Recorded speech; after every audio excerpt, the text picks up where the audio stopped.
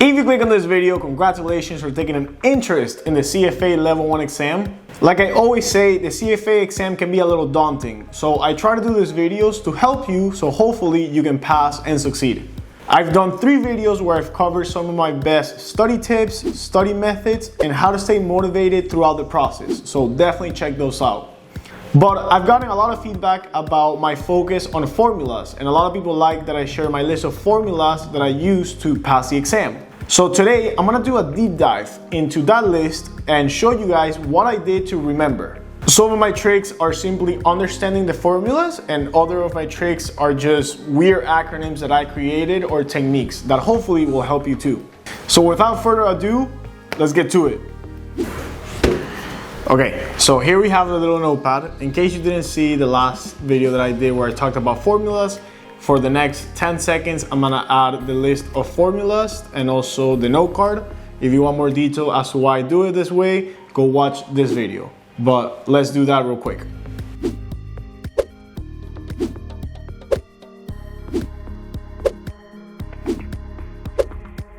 So don't worry, all those formulas I'm gonna be showing here, I won't be covering every single one because that will make the video way too long, but I'm just gonna cover a few that come to mind and that I've been preparing so you guys can memorize them as well.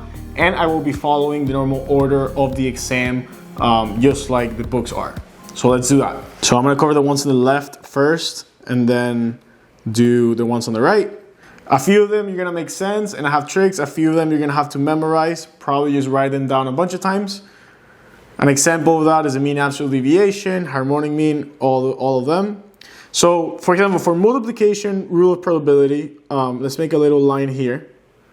So here, you know that multiplication is P and it's A times B, right?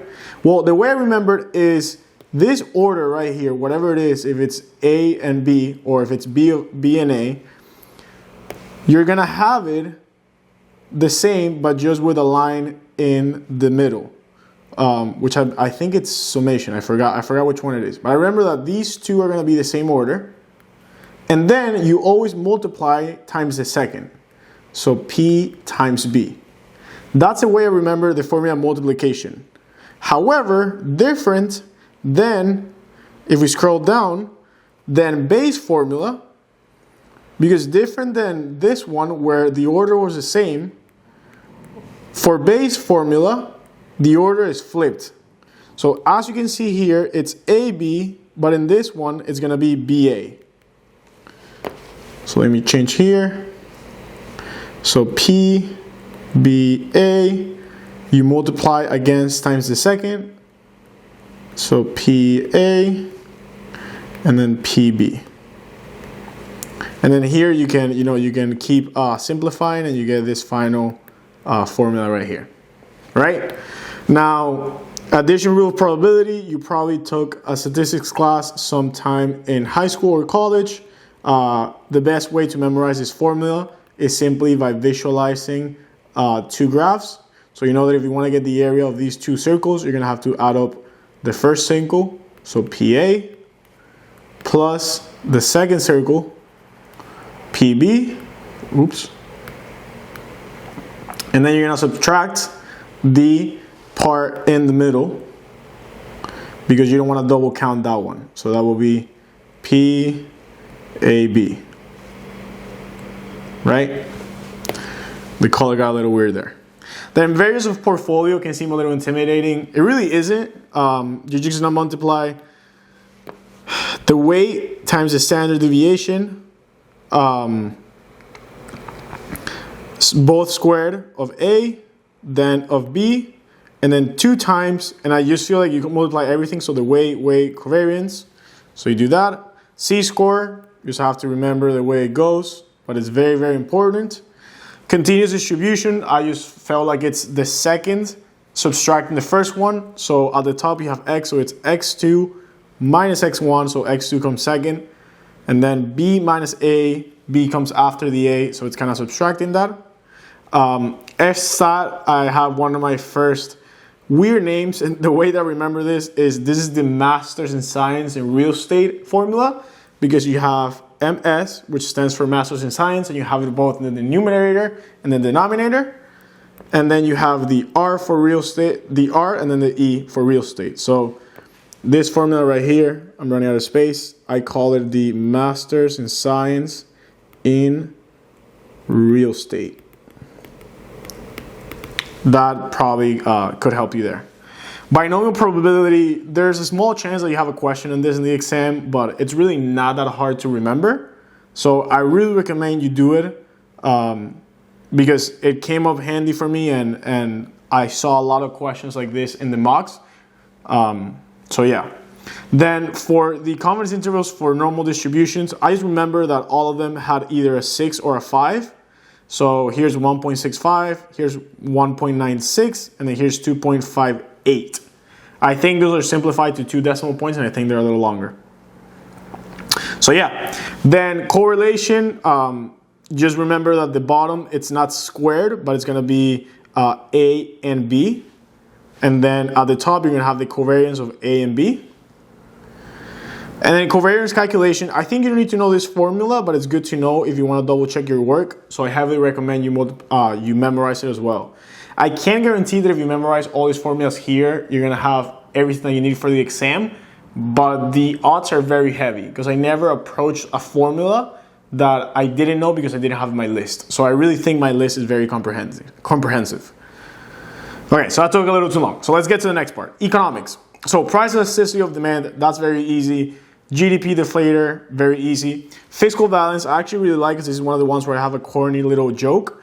Here, I just remembered that fiscal balance, you can switch it around and you can just simplify for S minus I, which is savings minus investments. I liked it this way because here I just remember that I had negatives between every single one and negatives between these two. And I just remembered the little acronym GOT, like I got 6 mates. And the way the formula went is there's a negative here equals, so negative here, negative here, negative here. So this is the got 6 mates formula. And I remember because I had a friend in college that had an apartment with 6 of them. That they used to be called a 6x6. So shout out to them. So that's the got 6 mates formula. And then from here, you can simplify for whatever you want. So if you want to simplify here, which happens sometimes, you do S minus I, and then you do G minus T plus X minus M. So that works that way. Quantitative theory of money, memorize that one. This one as well. Balance of payments. I didn't usually remember what goes into each account like to detail, but I had an overall sense, and it's good to remember that it's current capital plus financial accounts. So that's that. And then for forward and spot, I remember that I had forward on top, spot on bottom, and I remember that the formula had 1 plus the interest rate, so let's call it IR, over 1 plus the interest rate, and I remember that the base goes in the base of the formula. And then, you have the spot on top. But I just like the little, the little acronym of base in the base of the formula. That's what helped me remember it. Then we get the financial statement analysis. So I have a lot of formulas here. You don't have to remember every single one, especially the ratios of like cash and stuff. They're not that important. I'll point out the ones that I think are the most important. Straight line depreciation. That should be very self-intuitive. It's just the cost minus what you're going to be able to sell it at in the future, divided by the useful life. You've probably seen that formula in an accounting class. Double declining the balance the same. Basic EPS, obviously very important, but if you understand it, that's going to be the foundation for this bad boy right here, which is a diluted EPS, which is a guaranteed question in every single mock. I don't know about the exam. I don't remember my exam, but I remember that every single mock had a question about the diluted EPS. And if you have the ability of remembering it, those are some easy questions in your pocket. So once you understand that you're just adding back all the things that can be converted, it really doesn't become that hard. So take a look, write it down, understand it, read the explanation, and you should be good there. Treasury method of shares is actually one of my favorite ones because I just remember amp minus EP. EP, I forgot, like you remember like Spotify, EP stands for, I forgot. But I just remember amp here because it's the average market price minus the EP divided by the average market price. So I just remember amp on the top and amp on the bottom. So that's good. Gross profit margin, you probably know that from base. Current ratio, you just know that you're gonna have current on both. So you have current assets divided by current liability. Current ratio, you have current on the top, current on the bottom. Quick ratio, the best way to remember it is it's the stringiest measure of your cash and availability. They also call it the acid test. So think about the things that are the most liquid, and it's like well, it's cash. Then things that are marketable, and then the receivables. So if you start thinking when you're going down the balance sheet in organization of liquidity, it comes to that. And then you have current liability. So quick ratio and then even cash ratio are just more specific variations of the current ratio. So it all comes from here. So this is the quick ratio. Then you have the cash ratio, which simply just eliminates receivables. And then you go from there. So these are easy because these are literally telling you the name till you get the formula. So debt to equity ratio, you have the debt on top and then equity on the bottom. We're not going to spend too much time there. Here's the same free cash flow of the firm and free cash flow of the entity. You just have to write it down a bunch of times until you remember them. There's really no best way of explaining it. So all these are the ones that I mentioned that are not going to be super necessary for you to remember because they don't ask it that often. And then even if they do, you can most of the time just use the name to remember them. So I wouldn't spend that much time there. However, when you get to the interest coverage, that's really important. So no tips here, but that's very important. Reinvestment ratio, debt payment ratio, all that stuff.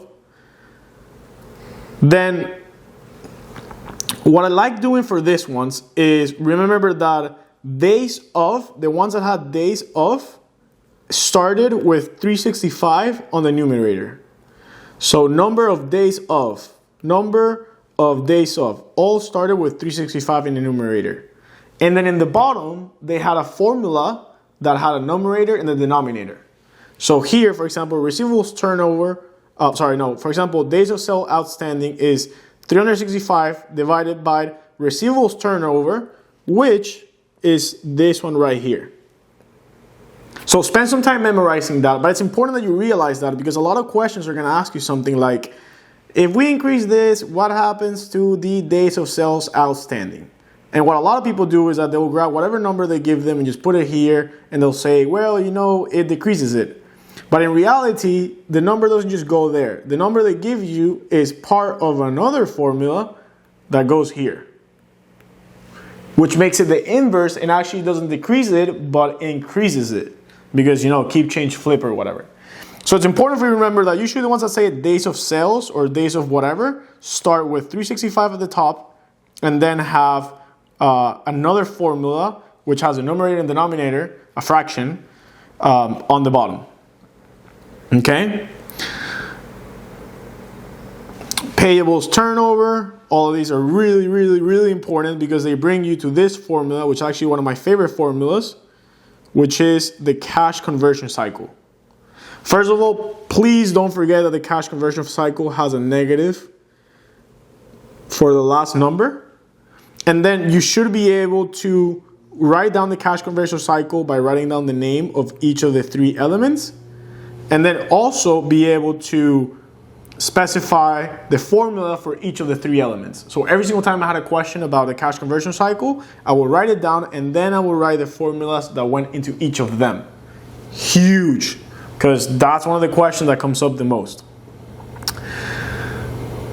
And then lastly, for financial statement analysis, which has a lot of questions, is the 3-step and the 5-step ROE.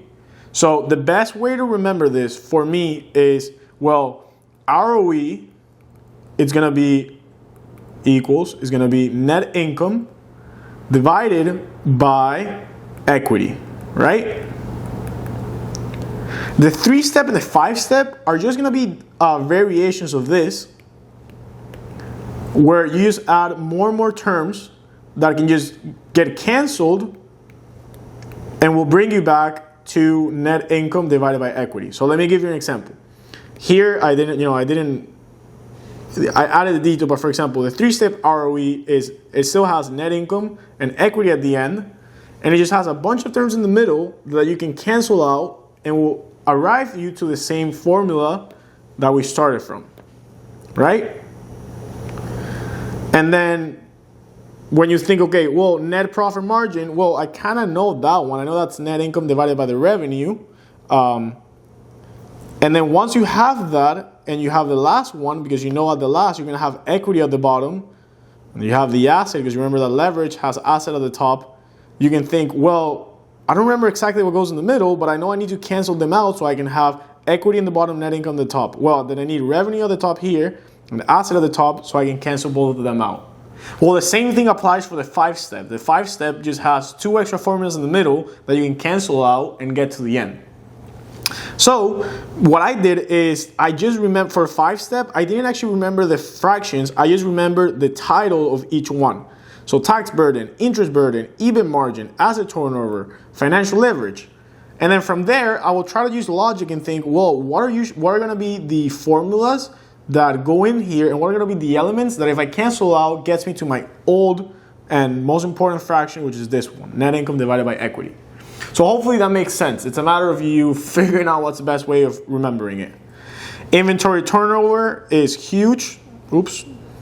Income tax expense is also huge. And then I also really like this formula right here, because it's one that if you have in the back of your pocket, will probably give you a few questions. So corporate issuers, where a lot of the corporate issuer formulas you already did in accounting. So quick ratio we already did, current ratio, inventory turnover. For asset beta and equity beta, I learned this in college, not called asset or equity, but called levered and unlevered. So when I think about levered, I think too high, and when I think about unlevered, I think too low.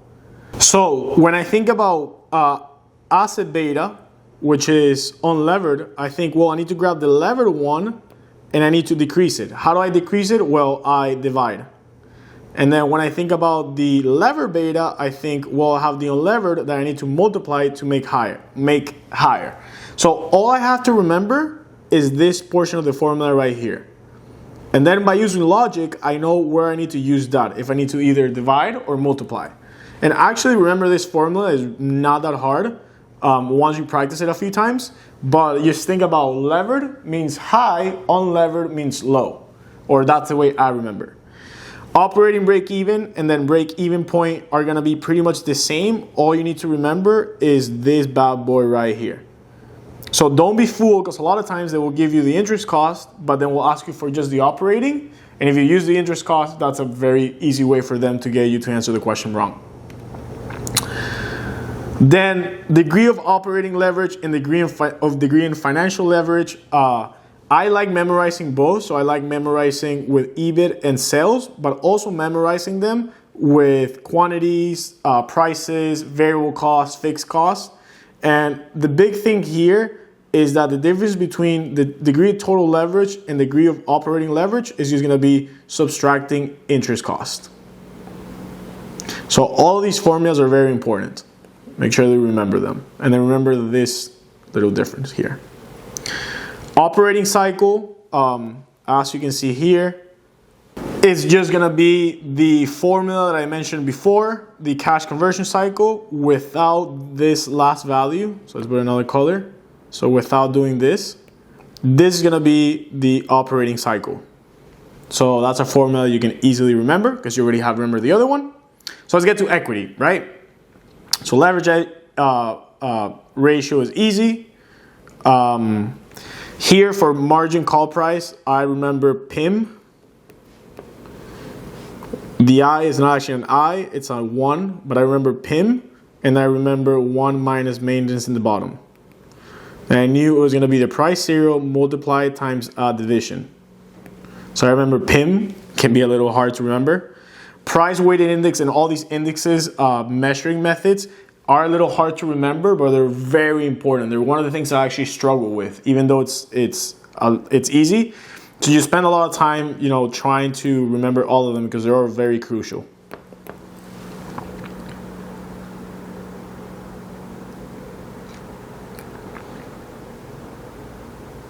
Then dividend discount model. This is kind of like a fancy way of seeing it with the summation, but it's really not that hard when you think about it, not on the simplified here, but just in the addition, blah, blah, blah, blah, whatever it is.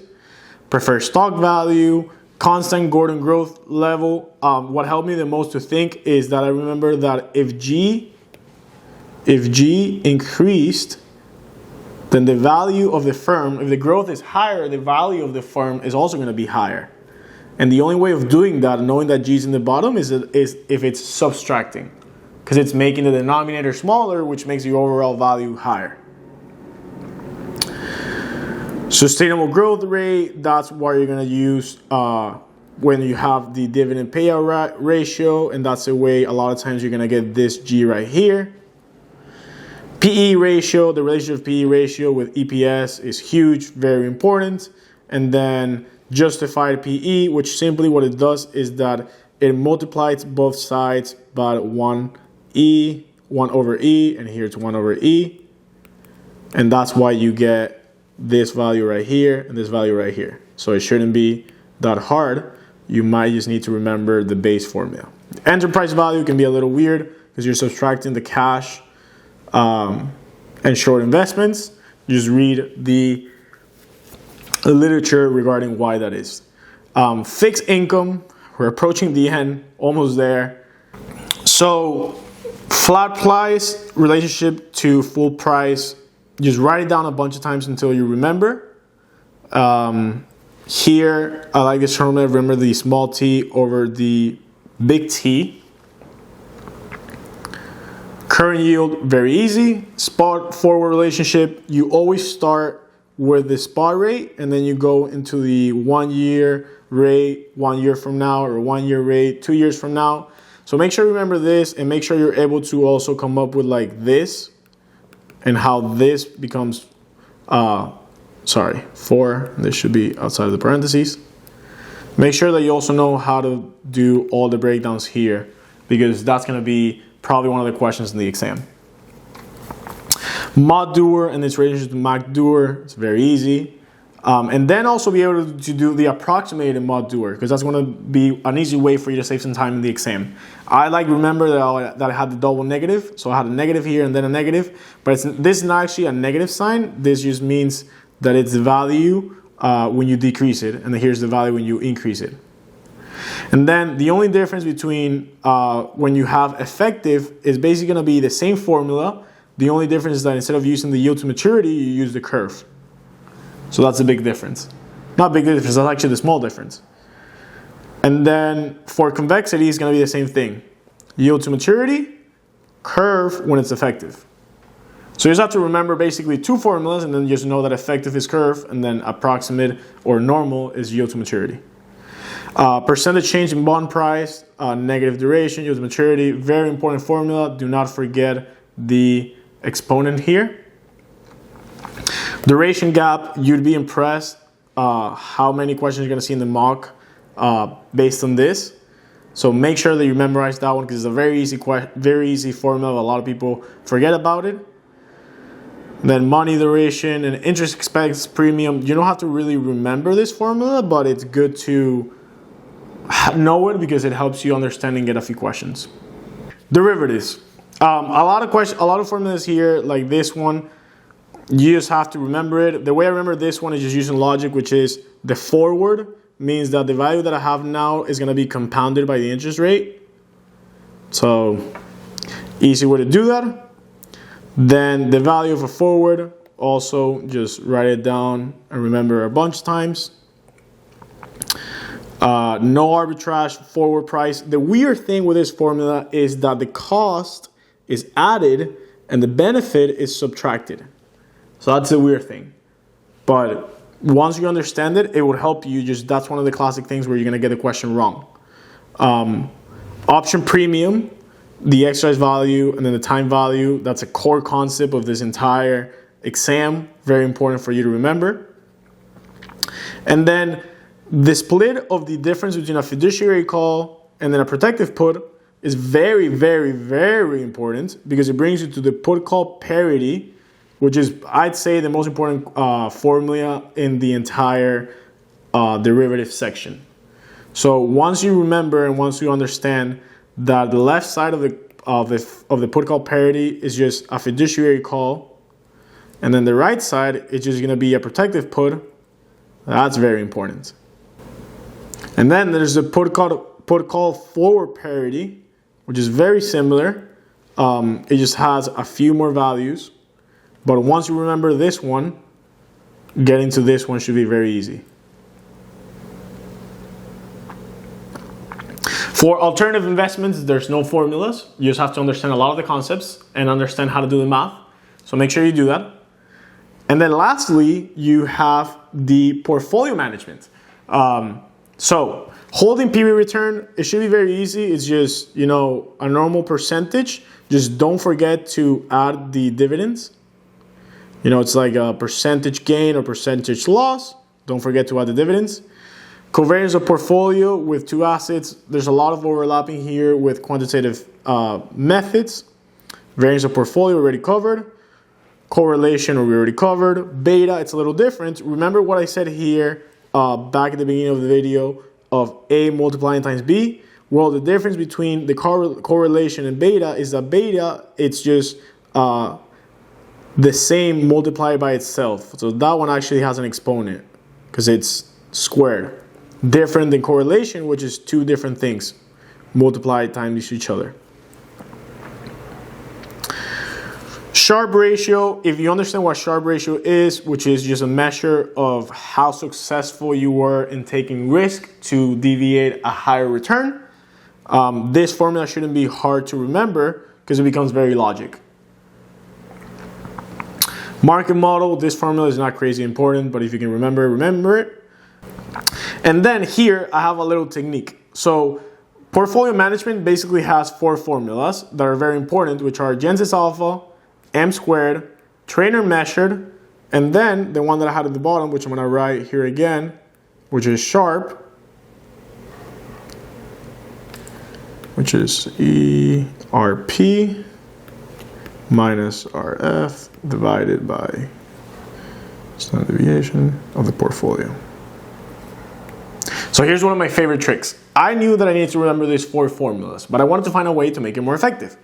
So I remembered that the letter M has very sharp corners. So I remember sharp, in this case it's not sharp like this, but sharp M. The video code out for a second, but sharp M, because M have sharp corners. And then you have to remember this little guy right here, which I call Mr. Trainer Jensen. So once you know sharp M, because of the sharp corners, and then Mr. Trainer Jensen, you know that sharp and M squared go with standard deviation. So M squared and Sharpe ratio both have standard deviation. And then the other one, this little guy right here, which is Trainer Jensen, does not go with standard deviation, but instead goes with beta. And then Mr. Trainer Jensen, your boy right here, he has to do with beta, right? So beta and beta. Well, and then it actually starts becoming interesting because trainer measure and Sharpe are pretty much the same formula. The only difference is that one has beta and the other one has standard deviation. And then Jensen's alpha is very easy because Jensen's alpha is just how your portfolio outperformed the market. So you just have CAPM here, which you remember, and you're saying, well, how did my portfolio outperformed that, and wealth management and investment in general, alpha is a very big thing because it's how your portfolio outperforms. So it's like, well, how much better was my portfolio from CAPM? And then M squared is very similar to that formula. If you expand it out, you're going to see that. But it just becomes the return of the portfolio minus the risk-free rate, and then this same thing on the other side, but with the return of the market multiplied by the standard deviation, because like I said, sharp M, it uses standard deviation. And that is it. So a little bit of a longer video. Hopefully you liked it and hopefully you got something out of it. Remember that it's just a matter of practicing. It can seem daunting, but practicing, writing them down a lot, and also using them in the exercises will make it a lot easier. Focus, practice, and leave in the comments whatever you want to see next, because I'll definitely check it out. Best of luck. I'm gonna go to sleep. Peace.